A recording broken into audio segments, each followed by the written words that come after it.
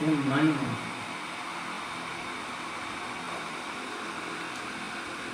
જન્મવું મરવું એ શરીરના કારણે.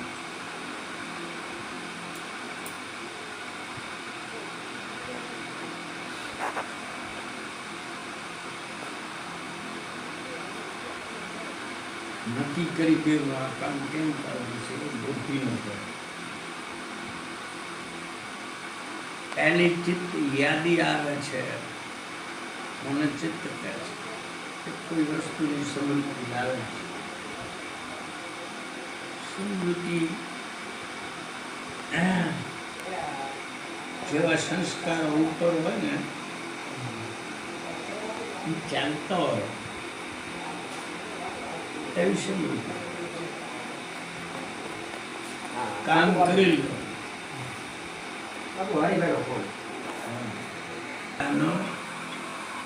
મેં આ કામ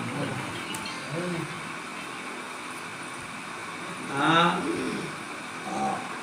વૃત્તિ તો એક જ છે, પણ એની ડ્રેસ બદલાવવાની એટલી બધી ઝડપ છે ક્યારે બદલી નથી કોઈને ખબર પડતી નથી. ક્યારે સમૃદ્ધિ આવી, સમૃદ્ધિથી પછી ક્યારે વિચાર આવ્યા, વિચારમાંથી પછી નક્કી થયું કે આ કામ કેવી રીતે કરવું, ત્યારે બુદ્ધિ કરી ગયું, બુદ્ધિએ નક્કી કર્યું ફલાણા ભાઈ તમે જાઓ તો આવી રીતે તમારું આ કામ બરાબર થશે. એ બુદ્ધિએ નક્કી કર્યું પછી કામ કરી લીધા પછી કામ ચાલે છે. મેં આ કર્યું કરતા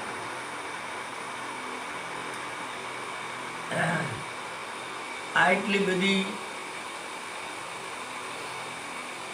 કામ અલગ કરે છે. ચિંત ચેતવન કરતો હોય છે, મન વિચાર કરતો હોય છે, બુદ્ધિ નિશ્ચય કરતી હોય છે.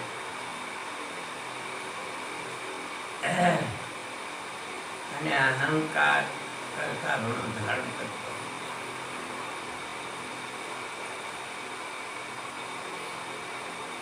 તો એને 4 નામ દીધા છે.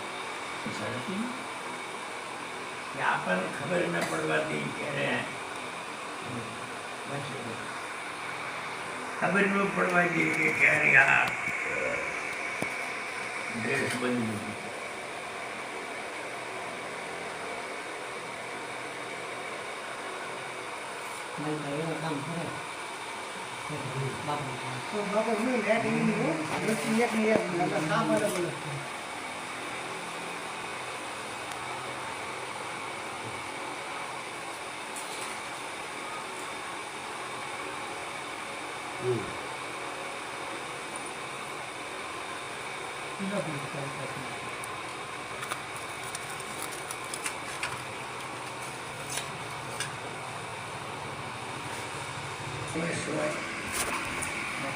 ક્યારે ભવાને વશ હોય,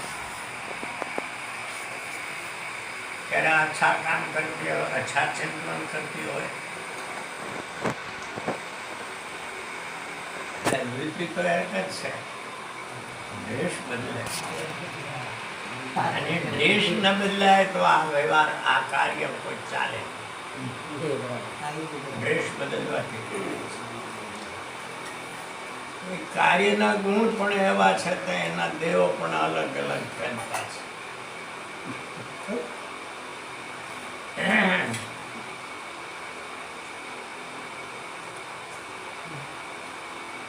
ચિત્તના દેવ વાસુદેવ છે, મનના દેવ ચંદ્રમા છે, બુદ્ધિના દેવ બ્રહ્મા છે,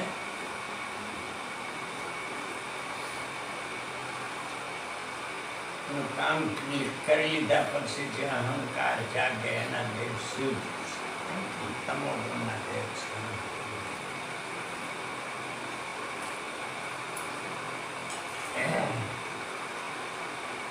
આ રીતે એનો વિવેક થઈ શકે છે.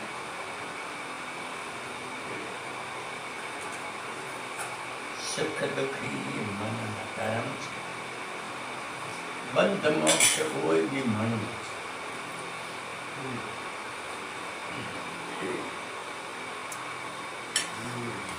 આપણે ક્યાંય જોતા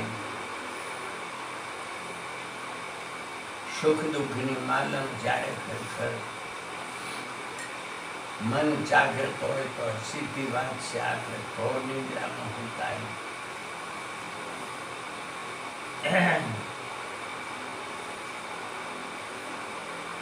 આ કામ બુરાઈ નથી ગણતા તો શું છે? આ દરવાજા ઉપર ક્યારે મન નથી હોતું. એટલે અહીંયા વાતો ગમે એ કરી હોય કોકને પૂછો ભાઈ હવે વાતો હું કરી નથી માણસ સૂતો હોય ને ભાઈ હું તો ભૂલી ગયો તો મને કાંઈ ખબર ને તમે શું વાતો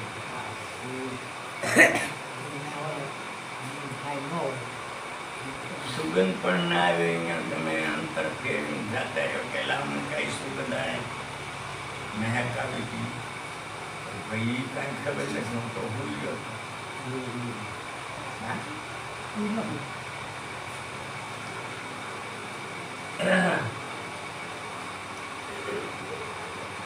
એમ જે ઇન્દ્રિય માથે મન હોય એ ઇન્દ્રિયને જ્ઞાન થાય છે. આંખે કોઈ દેખતી નથી. આપણાને ભૂલથી લાગે છે.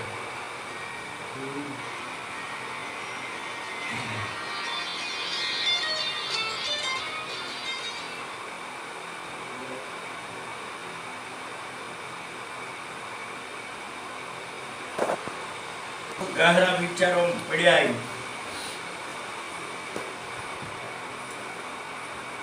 આનાથી કોઈ વટાઈ જાય, છોકરો વટાઈ ગયું, વાછરડો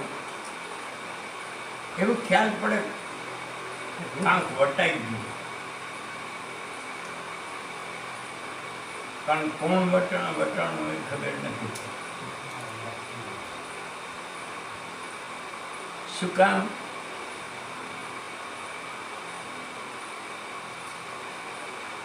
આંખ ઉપર મન નતા.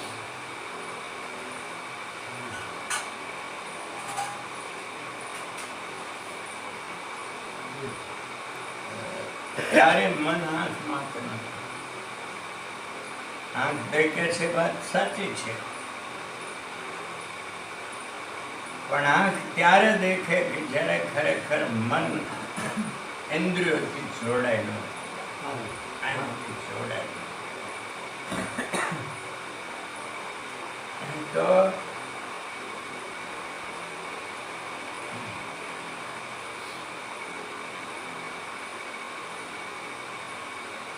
ચિત્તથી સ્મૃતિ આવે છે, વિચાર કરવાથી, અને મન કહેવાય છે ત્યાં સુધી વિચાર કરતો એમાંથી નિશ્ચય થાય ત્યારે એને બુદ્ધિ કહે છે.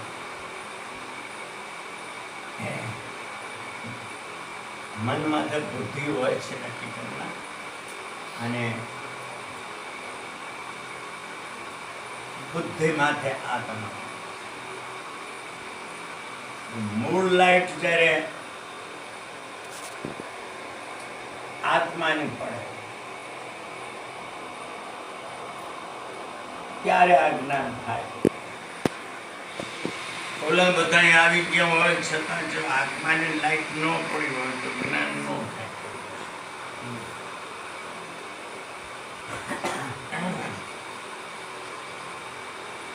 પણ હવે આ પ્રસંગ તો ઘણો ઊંચો કહેવાય, કારણ કે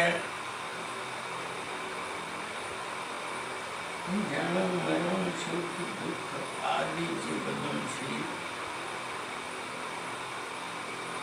એ મનને લઈને છે.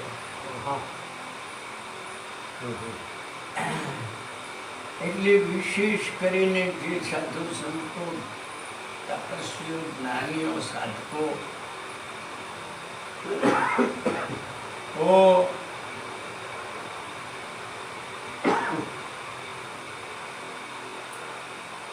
મનને મિત્ર બનાવવાની, મનને આપણો બનાવવાની કોશિશ કરો.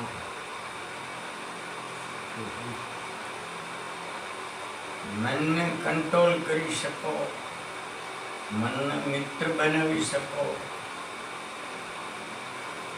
મનને કામ આપીને થપવાડી શકો.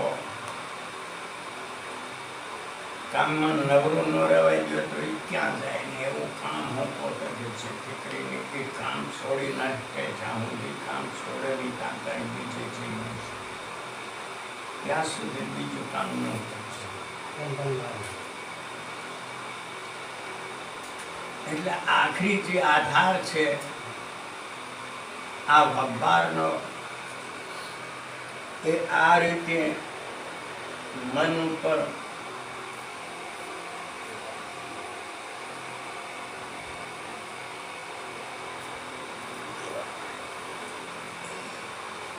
ઉપર વિશેષ છે.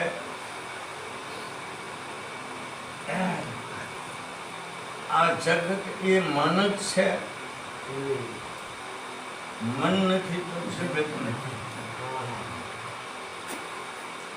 મન છે તો જગત છે. જેટલી મનમાં ચેતના વધારે એટલું આ જ્ઞાન બધું વધારે. મનમાં ચેતના કામ હોય એટલું જ્ઞાન કામ.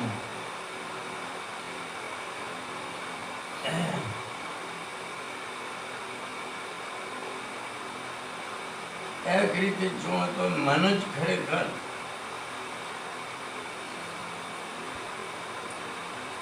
બ્રહ્મરૂપ બને છે, મન જ જીવરૂપ બને. કારણ કે મનની વૃત્તિ બ્રહ્માકાર થાય છે.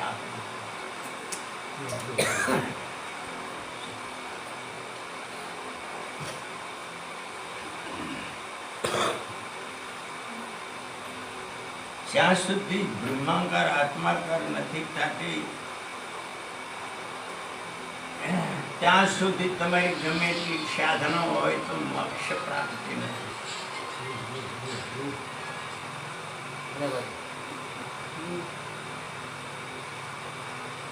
એટલે મનને મિત્ર બનાવવું, મનને થકાડવું, મનને હરાવવું,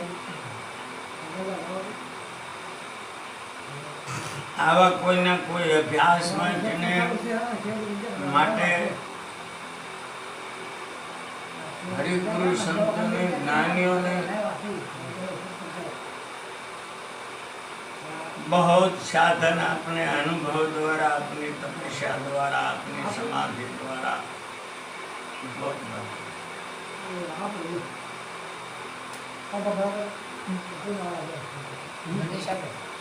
માટે સૃષ્ટિના જીવોના કલ્યાણ માટે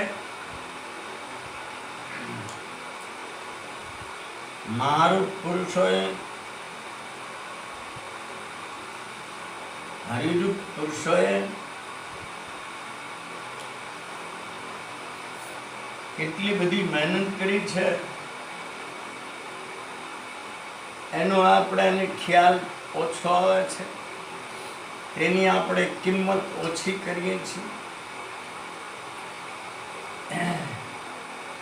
11 પ્રકારની ભક્તિ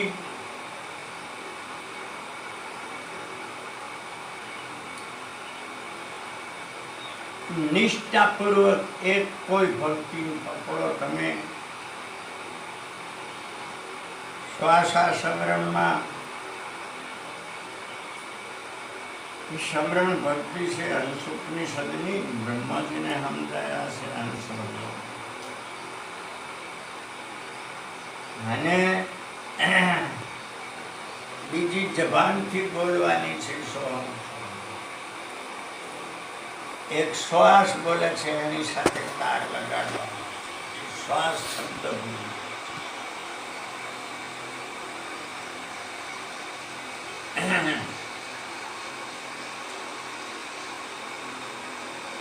લોકો શાસ્ત્રોમાં ભજનોમાં બધા સાંભળવા નીકળે છે. ઓલો કહે છે કે મારો મંત્ર આમ છે, ઓલો કહે છે કે મારો મંત્ર આમ છે, અમારા ગુરુજી આમ છે, અમારા ગુરુજી આમ છે. એ તો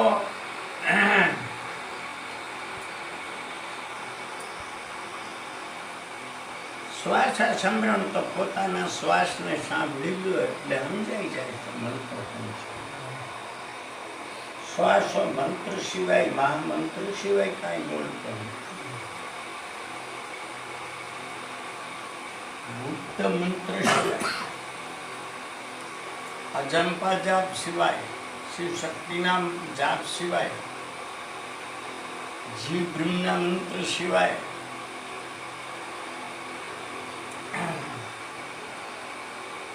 મહામંત્ર આદિ કઈક નામ છે. સંતોએ પોતાની ભાવના પ્રમાણે આના નામ દીધા છે. ક્રિયા એક જ છે.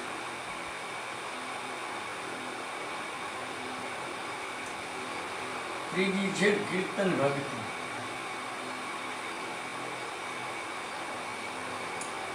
સમરણ ભક્તિના આચાર્ય જો છે તો પ્રહલાદજી મહારાજ છે.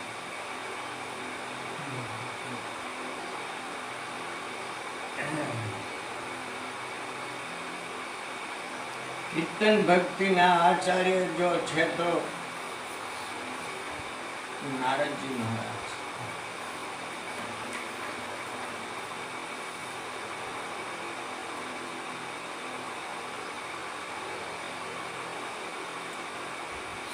આર્ચન ભક્તિ છે તો એના પ્રસુવાદી દેવો છે.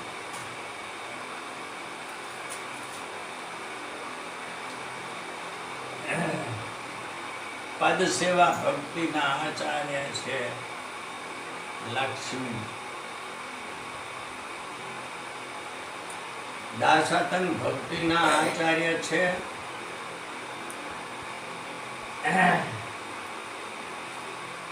હનુમાન આદિ કંપીઓ.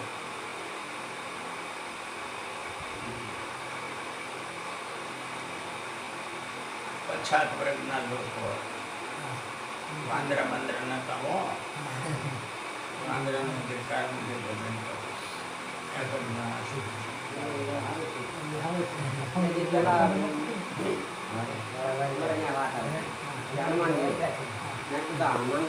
કથા આવે હનુમાનમાં.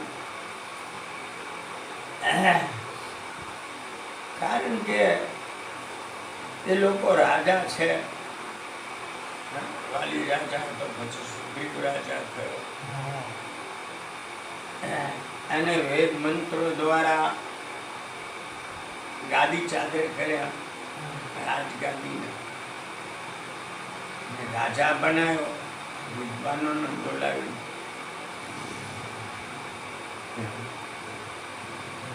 તો માણસની ને પશુની ભાષા તો કોઈ મેળ નથી. तो ऐसा क्यों रखा वो भी एक प्रश्न खड़ा हो. ઈશ્વરનો મહિમા વધારવા માટે તમે ગમે એટલો મહિમા વધારો, ઈશ્વરનો મહિમા કરવાની છૂટ છે. ઈશ્વરનો મહિમા વધારવા માટે એ લોકોને વાંધા. હકીકતમાં પછાત વર્ગના માણસ.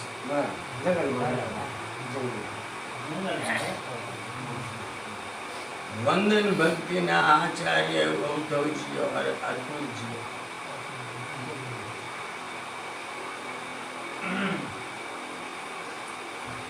સખાપન ભક્તિના આચાર્ય અર્જુનજીને કહે છે.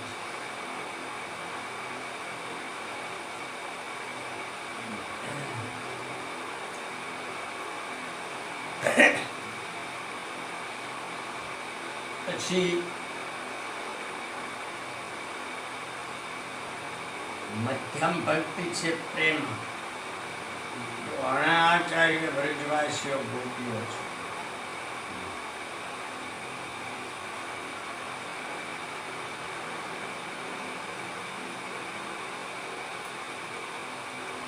સમર ભક્તિના આચાર્ય છે રાજા બની.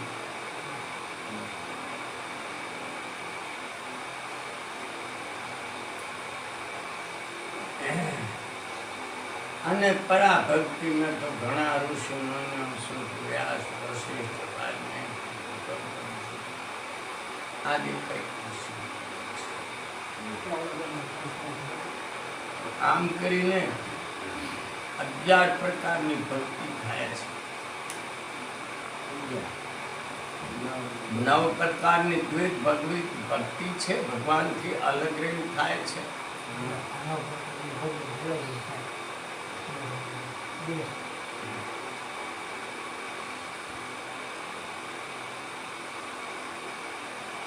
પછી સમર્પણ છે, પછી પરા છે.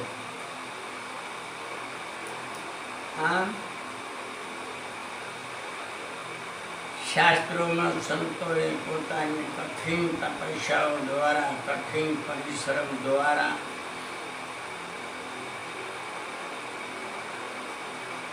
માણસને કોઈની કોઈ રીતે એનો માનવ જન્મ સફળ થાય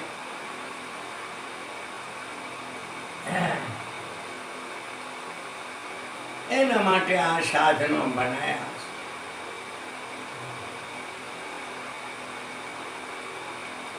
અનુભવી પુરુષોને બનાવ્યા છે. અવતારોના બનાવ જેમાં કોઈ ભાગ ફરક ન હોય એમ જ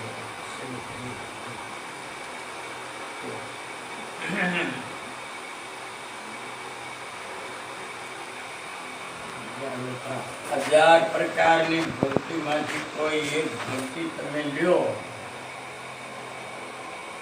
સાંગોપાંગ સારી રીતે એક જ ભક્તિને તમે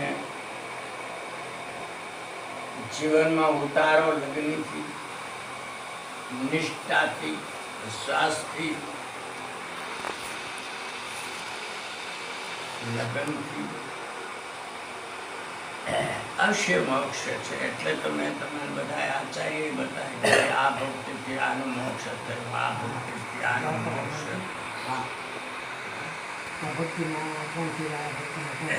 તો પછી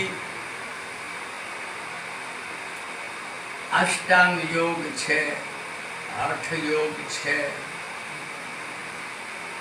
લય યોગ છે, મંત્ર યોગ છે,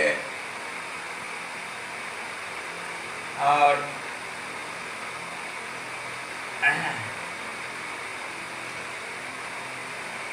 हठ चक्कर भेदन ये युग जो प्रक्रिया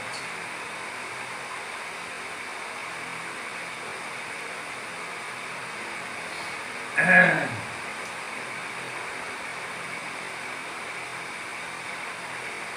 सरल में सरल बताई थी जो भक्ति हो तो निष्ठा प्रभु कैसो प्रेम बांधी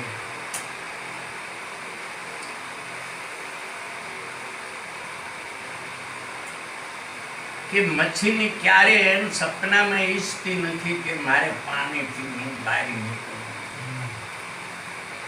पानी में त्याग करूं, मैंने पानी होते सपना में नहीं है. तो उसका नाम निष्ठा है, प्रेम है. व्यक्ति कौन कहीं जानती न हो, शास्त्रों ज्ञान आदि कहीं न हो,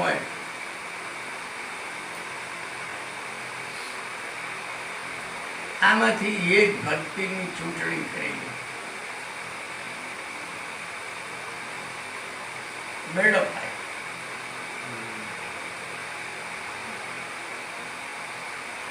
દરેક વર્ણન જ છે કે એક એક ભક્તિથી એક એક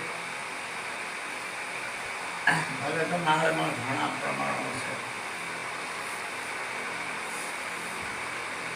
મોક્ષની પ્રાપ્તિ તો સરળમાં સરળ સાધન છે તો પ્રેમ.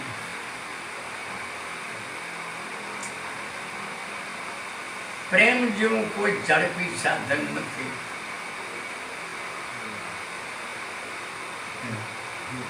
પણ પ્રેમ છે ને એ મેળો તો આવે પ્રેમના સાથે હોવે. મીરાને, નરસિંહને, શિવરીને, રંકા બંકા, ધના કર્મા,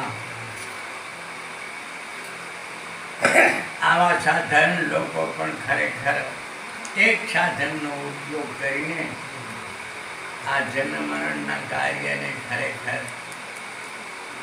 મિટાવીને હરિરૂપ હો ગયા, હરિ બનવું. હરિના ધામમાં પહોંચવું એ તો અહીંયા આ ઠકાણે તો સામાન્ય વાત છે. સાધનાનું મોટે મોટું જે ફળ છે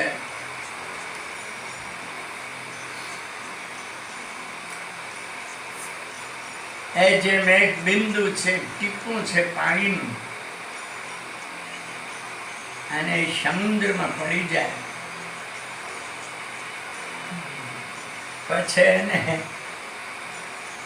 એ ટીપું જેટલું હતું એટલાને કોઈ અલગ ન કરી શકે.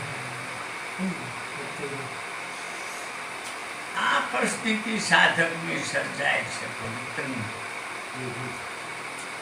એક બિંદુ સરોવરમાં પડવા સરોવર થઈ જાય છે.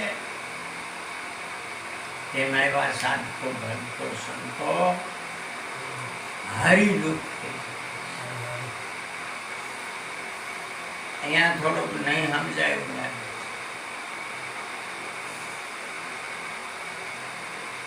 ગીતાજી ભગવાન હું મારો સંત બે નથી. લોકોને દેખવામાં બે છે, શરીર અમારા અલગ છે, પણ આત્મ રૂપમાં તો અમે બે એક જ છે. તો માણસને નિષ્ઠાની, પ્રેમની જરૂર છે. માણસને આ બધી ગાંડાઈઓ કરવાની જરૂર નથી. અમારો સાધન મોટો, ઓલાનું સાધન આવો, ઓલાનું સાધન આવો.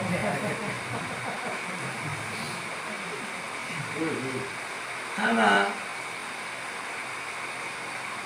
આ બધાના એક એક ભક્તિ વાહે એક એક ગ્રંથ પણ છે. આટલા લંબાણથી પણ લખાણા છે.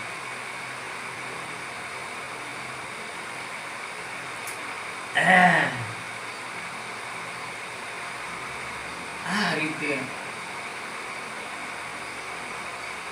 ભગવાન કે છે હું મારો ભક્ત બે નથી, અને એક જ છે. ફરી કે છે ભગવાન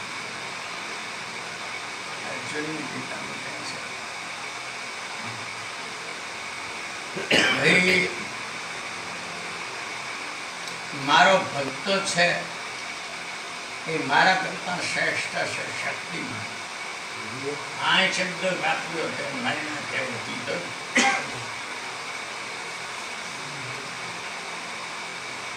ભગવાન ભગત થી વધારે કૃષ્ણ કે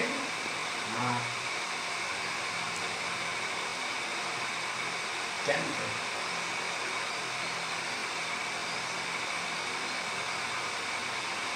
ભગવાન કહે છે કે હું આ માયાને બાંધું છું, આ 84 ના ચક્કરને બાંધું છું,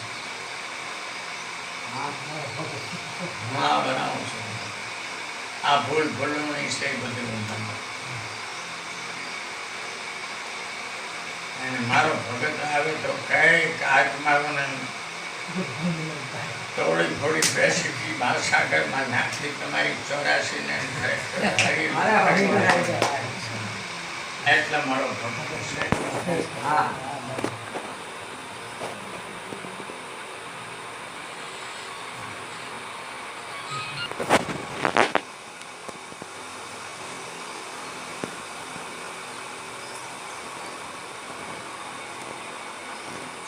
કામ બી કરતા જાઓ, વ્યવહાર બી કરતા જાઓ. વ્યવહારની કોઈને ના નથી પાડી ભગવાને.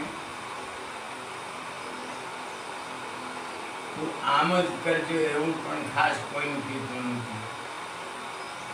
તને પ્રશ્ન આવે લઈ લે. આ યોગો છે, આ ભક્તિ છે. તારા સ્વભાવને જે અનુકૂળ આવે આને તું લઈ. મારી કોઈ એવી ઈચ્છા નથી ભગવાન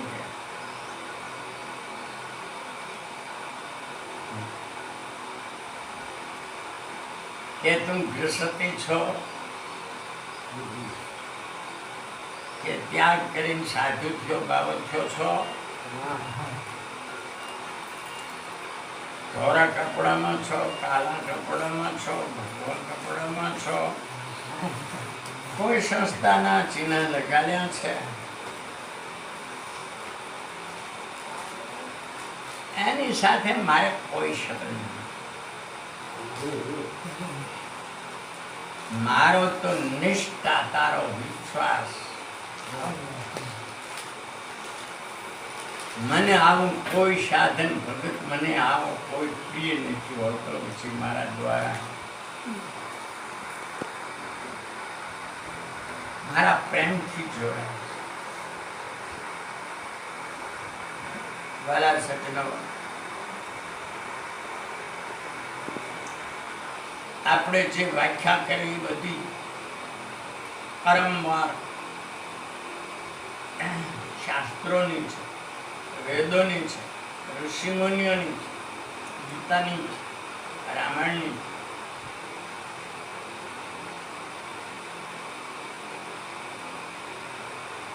આપણને કેમે કરીને વિશ્વાસ ઉત્પન્ન થાય એટલા માટે થઈ આ અલગ અલગ સાધનોનું વર્ણન કર્યું છે. ઋષિમુનિઓએ પોતાની કઠણ ત્યાગ ને તપસ્યા દ્વારા કઠણ પરિસ્થિતિઓમાં ભજન કરીને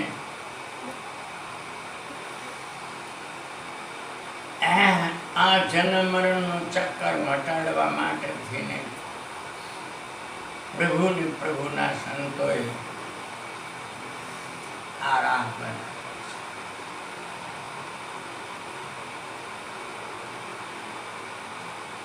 તો વાલા સજ્જનો,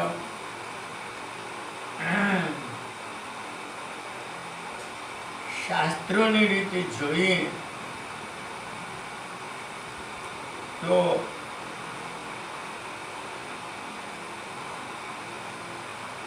આ 14 લોક કીધા છે. ક્યાં છે શાસ્ત્ર અને હું પાસે જોયું ખબરી હું દવાની ઈચ્છા નથી થઈ. સંતોએ હા સમજાવ્યું, એ મને તો સારું લાગ્યું,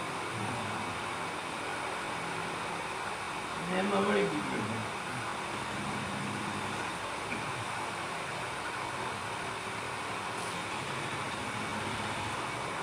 આટલી જેની સાધનાઓ કરી છે, આટલી મહેનત કરી છે, માનવને કેટલી બધી જરૂરી છે.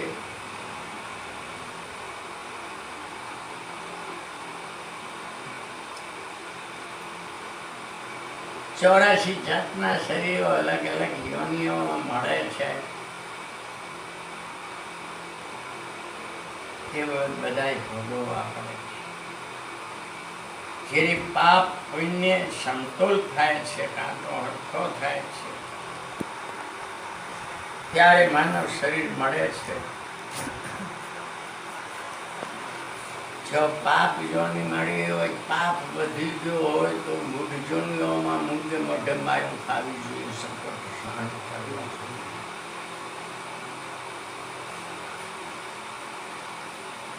પુણ્ય જો વધી ગયું અને આખી જિંદગી પુણ્યનું કામ કર્યું હોય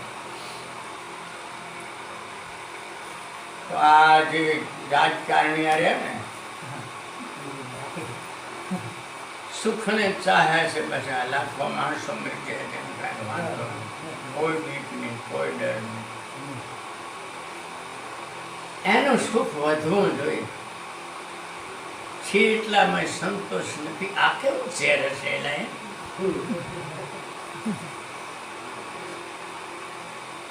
અમુકને આપણે જોઈએ કેટલી બધી સુવિધા છતાં હારું માયા લાગે દોડતા હોય પણ દોડે પણ બીજાના ખૂન આદિ કરી નાખે પણ એ આટલું છોડે નહીં. એટલે એ તો જે હોય છે બધું દોડતું તો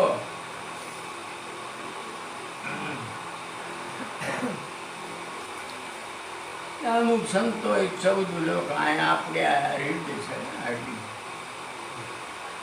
એને પણ કીધા છે. અહીંયા એવી ગુણની શક્તિઓ રહેલી હોય છે કે સંતોએ સાધના જોડે હાલથી નહીં પણ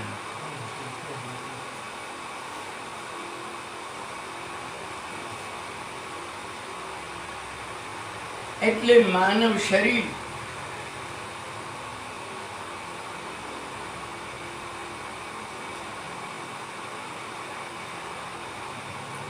ભગવાને એમના એમ ધારણ નથી કરી શકતા. આ વાત નહીં સમજાય. ભગવાનને પણ નિયમમાં રહેવું પડે છે. આ જગતમાં આ સૃષ્ટિમાં જ્યારે આસુરી વિચારો આસુરી કર્મ આપણે રાક્ષસી કહીએ એ વધી જાય ત્યારે પવિત્ર આત્માઓ પ્રાર્થના કરે ભગવાનને. એ પ્રાર્થનાની તાકાત વડે ખરેખર જે શરીર પ્રગટ થાય છે કોને આવતા શરીર એ ભગવાન લેવો એને ત્યારે નથી થતો. એ જ્યારે પવિત્ર ભક્તો સંતો જ્યારે પ્રાર્થના કરે છે ભગવાનને ત્યારે એ શરીર મળે છે ભગવાનને પણ. બીજી રીતે જુઓ તો માનવની કેટલી શક્તિ રહેલી છે તમે વિચાર કરો. આ મેન પાયો છે આ સિદ્ધાંત. તો